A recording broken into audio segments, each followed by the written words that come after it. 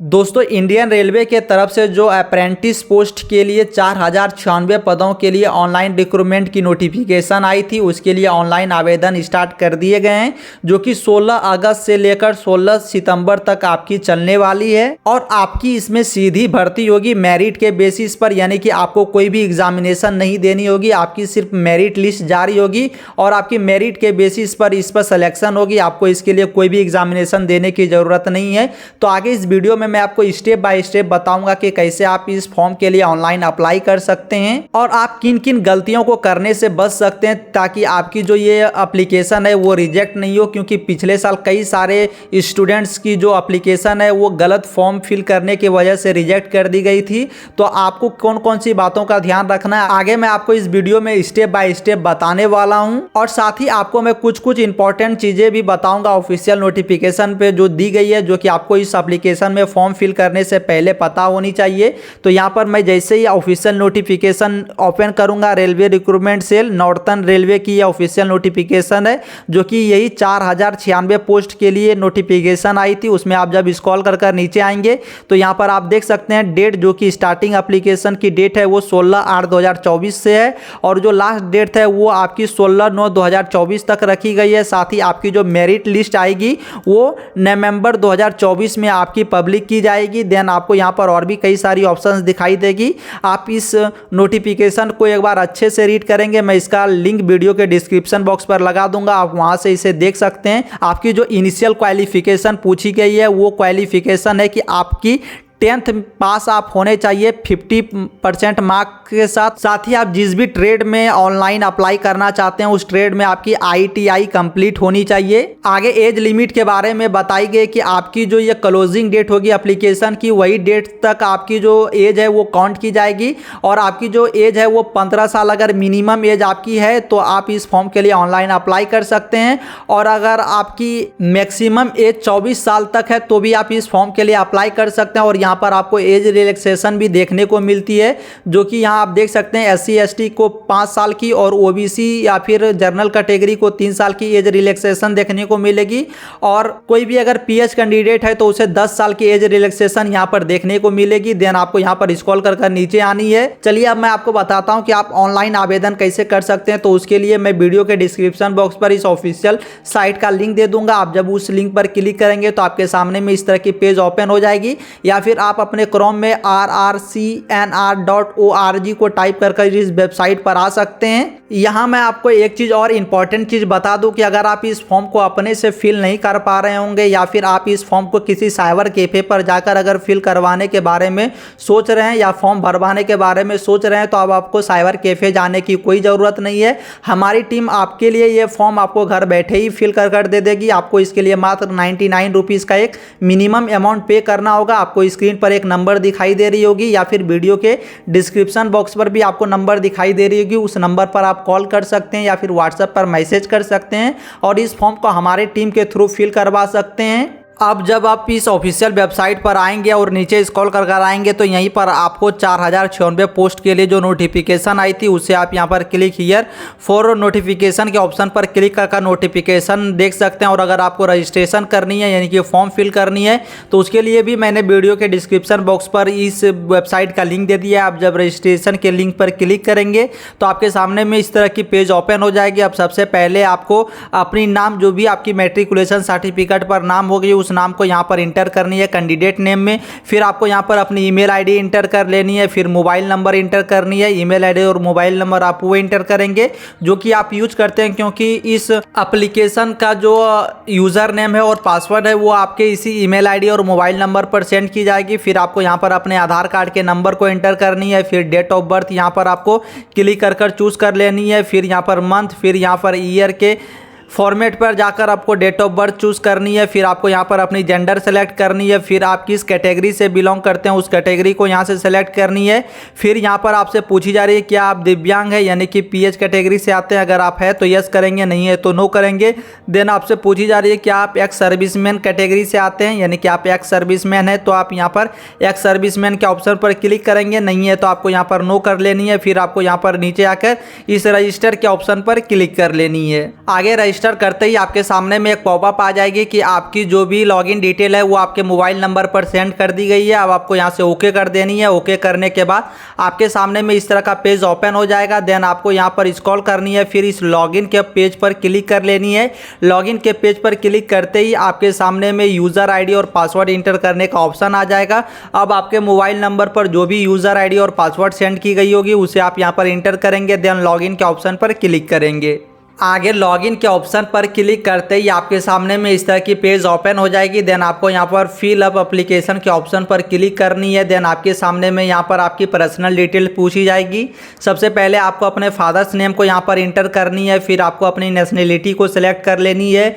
Then आपसे यहाँ पर आपकी रिलीजन पूछी जाएगी, आप हिंदू, मुस्लिम, सिख, ईसाई जिससे भी बिलोंग करते हैं आप अपने रिलीजन को सिलेक्ट करेंगे।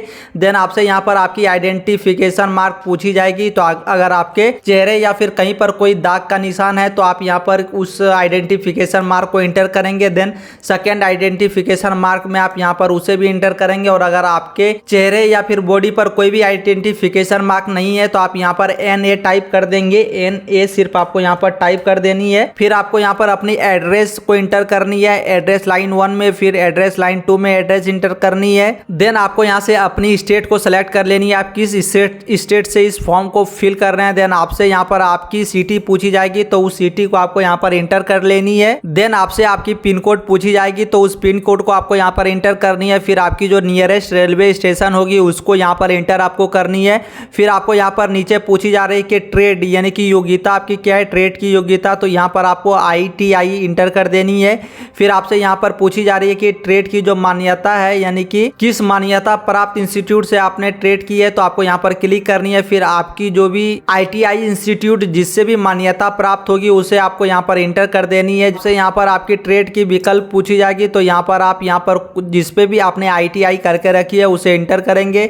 देन आपको यहाँ पर एक और ऑप्शन पूछी जा रही है क्लस्टर ऑप्शन का, तो यहाँ पर आपको क्लिक कर कई सारी ऑप्शन ओपन हो जाएगी। अब जिस भी क्लस्टर के लिए आप फॉर्म फिल कर रहे हैं उसे आपको यहाँ से सेलेक्ट कर लेनी है। अब आपसे यहाँ पर आपकी यूनिट ऑप्शन पूछी जाएगी तो यहाँ पर क्लिक कर आपके सामने में कई सारी यूनिट ओपन हो जाएगी। हर यूनिट में अलग अलग पोस्ट के लिए वैकेंसी है, यानी कि अलग अलग पोस्ट ऑफ नंबर के लिए वैकेंसी है। तो आप एक बार इसे अच्छे से गो थ्रू करेंगे। देन आपको यहाँ से सारे विकल्प को यानी कि ऑप्शन को सेलेक्ट कर लेनी है। आगे सारे डिटेल्स को इंटर करने के बाद आपको स्क्रॉल कर नीचे आनी है। देन आपकी क्वालिफिकेशन यहाँ पर पूछी जाएगी। सबसे पहले आपको 10th की डिटेल्स को इंटर करनी है, यानी कि आपने 10th किस बोर्ड से करके रखी है। तो आपने जिस भी बोर्ड से 10th की एग्जामिनेशन को पास किया होगा आपने उसे आपको यहाँ पर इंटर कर देनी है, उस बोर्ड के नाम को। देन आपसे यहाँ पर आपकी ईयर ऑफ पासिंग पूछी जाएगी तो आपने उस एग्जाम को जब पास किया है उसे इंटर करनी है। फिर आपसे यहाँ पर मार्क पूछी जाएगी कि आपकी जो 10th की मार्क्स थी वो किस में आई थी, मार्क्स में आई थी, CGPA में आई थी या फिर ग्रेड में आई थी। तो आप अपने अकॉर्डिंग यहाँ पर सेलेक्ट करेंगे।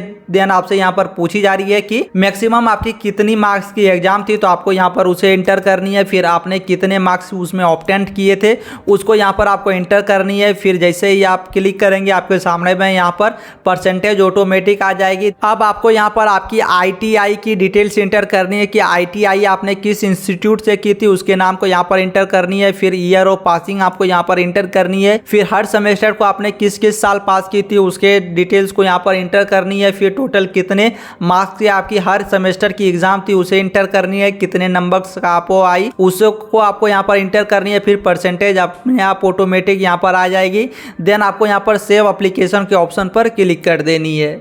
आगे सेव एप्लीकेशन के ऑप्शन पर क्लिक करते ही आपके सामने में इस तरह की पॉपअप ओपन हो जाएगी। अब आपको यहाँ से ओके कर देनी है। ओके करते ही आपके सामने में इस तरह की पॉपअप आएगी कि your application has been updated. अब आपको यहाँ पर click here to update documents के ऑप्शन पर क्लिक कर देनी है। अब आपके सामने में आपकी रिक्वायर्ड डॉक्यूमेंट्स यहाँ पर दिखाई जाएगी, उसकी लिस्ट ओपन हो जाएगी कि आपको कौन कौन से डॉक्यूमेंट्स यहाँ पर अपलोड करनी होगी।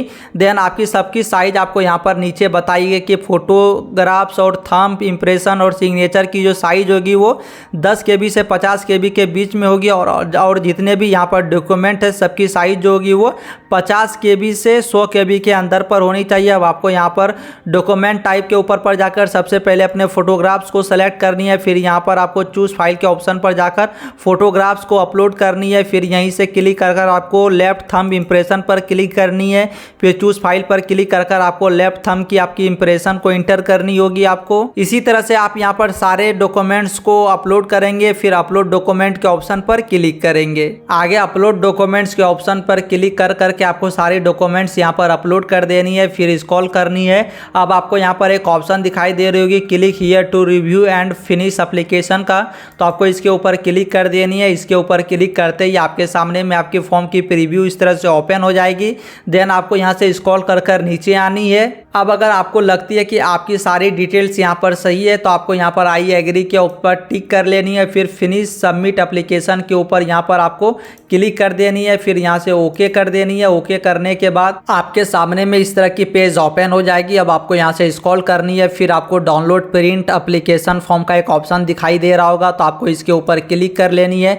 इसके ऊपर क्लिक करते ही आपकी जो ये एप्लीकेशन की फॉर्म है वो सबमिट हो चुकी है। यहाँ मैं आपको बता दूं कि अगर आपने SC ST या फिर PWD कैटेगरी से इस फॉर्म को फिल की होगी तो आपके लिए ये फॉर्म बिल्कुल फ्री है। और अगर आपने OBC या फिर जनरल कैटेगरी से इस फॉर्म को अगर आप फिल कर रहे होंगे तो आपको 100 रुपये की फ़ी लगने वाली है, जो कि आपको फ़ी पेमेंट करनी होगी। उसके बाद ही आपके सामने में ये डाउनलोड प्रिंट एप्लीकेशन फॉर्म आएगी, तो आप अपने पेमेंट को सक्सेस करेंगे। फिर आपके सामने में डाउनलोड प्रिंट एप्लीकेशन फॉर्म का एक पॉपअप आएगा, आप यहीं से अपने फॉर्म को डाउनलोड कर पाएंगे। सो आई होप दोस्तों कि इस वीडियो के अंत तक देखने के बाद आप भी इस फॉर्म को ऑनलाइन करना आसानी से सीख गए होंगे। और अगर आपको अभी भी कोई डाउट है तो आप वीडियो के कमेंट बॉक्स पर मुझसे पूछ सकते हैं, मैं आपके कमेंट का रिप्लाई ज़रूर से ही करूंगा। और अगर आप इस फॉर्म को हमारे टीम के थ्रू फिल करवाना चाहते हैं तो आपको स्क्रीन पर एक नंबर दिखाई दे रही होगी, आप इस नंबर पर कॉल कर सकते हैं और इस फॉर्म को हमारे टीम के थ्रू फिल करवा सकते हैं। और वीडियो एंड करने से पहले अगर आपको ये वीडियो इन्फॉर्मेटिव लगी हो तो आप इस वीडियो को एक लाइक ज़रूर से ही कर दीजिए। और अगर आप इस चैनल पर पहली बार आए हैं